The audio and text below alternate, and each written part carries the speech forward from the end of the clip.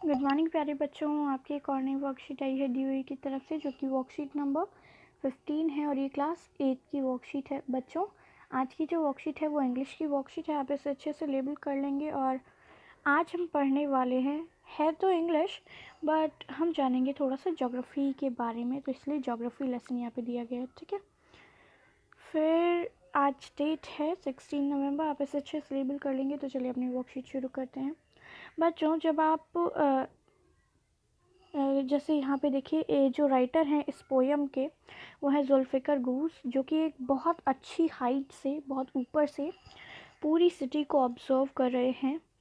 और किस में बैठकर? जेट प्लेन में बैठकर। ठीक है, अब देखते हैं। अब ये जो क्वेश्चन है बच्चों, how does a city look when we see it from great height. जब आप बहुत ऊपर से देखते हो तो आपको कैसा दिखाई देता है? अब इस क्वेश्चन का आंसर तो हमें पता है, बट हम इस पोएम को रीड करने के बाद इसका आंसर देंगे। ठीक है, इस पैराग्राफ को रीड करने के बाद। When the jet sprang into the sky, it was clear why the city, क्या था? क्लियर था। तो आप यहाँ पे क्लियर पे टिक कर देंगे। ठीक है, यहाँ पे clear had developed the way it had, seeing it scaled 6 inches to the mill।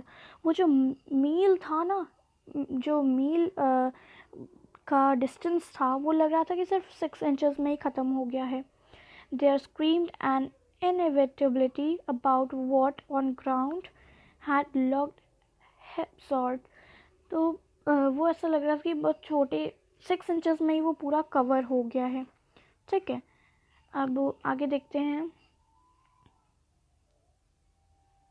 बच्चों, आपको पता है, जैसे मतलब यहाँ पे बोल क्या रहे हैं कि जो वो 6 इंचेस है ना, मतलब जो ऊपर, जब वो नीचे से ऊपर जाते हैं तो ऐसा लग रहा था कि वो मीलों की दूरी सिर्फ 6 इंचेस में ही ख़त्म हो गई है।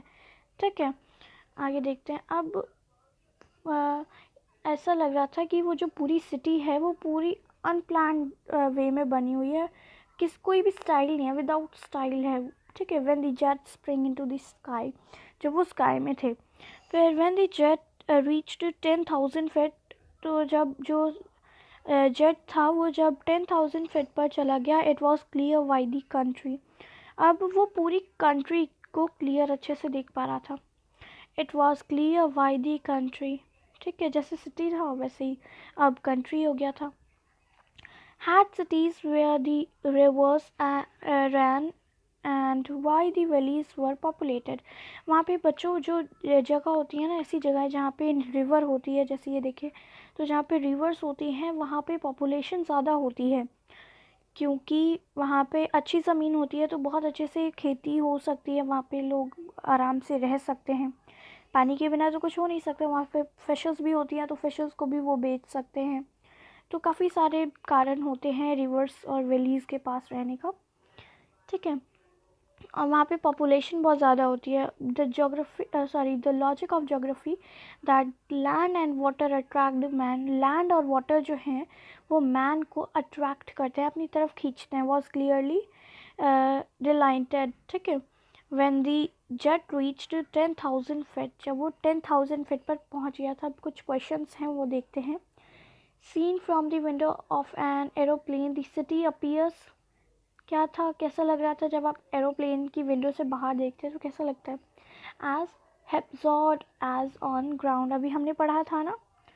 विच word in the stanza means which can not to avoided, तो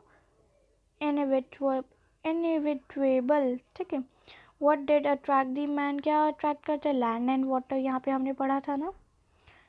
अब नेक्स्ट है आपका from a certain height from a certain height a mill got reduce dash inches, कितने इंचेस? 6 इंचेस। तो आप यहाँ लिख देंगे 6। ठीक है, मैं अच्छे से लिख नहीं पा रही बट आप लिख लीजिएगा, ऐसा ही है 6।